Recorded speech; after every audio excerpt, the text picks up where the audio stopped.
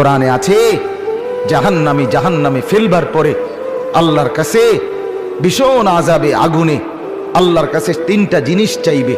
জাহান্নামী বলবে, আল্লাহ এত কষ্ট না দিয়ে আমারে মৃত্যু দিয়ে দেন।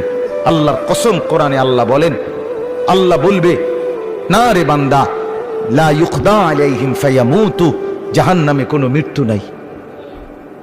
নাফরমান জাহান্নামী তখন বলবে, আল্লাহ তাইলে আমারে একটু তাখফিফ, একটু আযাব হালকা করে দেন, আমারে মাসে একটা দিন কদ্দুর বিরতি দেন, 24 ঘন্টার মধ্যে আমারে 10টা মিনিট হইল কদ্দুর আলগাত রাখেন, আমি আর পারছি না মাওলা। আল্লাহ তাআলা বলেন, ওয়ালা ইউখাফফাফু মিন আযাবিহা, না রে নাফরমান, 1 সেকেন্ডের জন্য জাহান্নামের আযাব কমানো হবে না। 3 নাম্বার, নাফরমান বলবে, আল্লাহ তাইলে আমারে দুনিয়ায় একটু ফেরত যাইতে দেন, আমি নেক আমল করব এবার গেলে। আল্লাহ বলেন, যেদ্দুর হায়াত দিলে নেক আমল করা যেত, ওদ্দুর হায়াত দিয়েই তোমারে আনছি, আর ফিরবা না। কাল্লা, না না,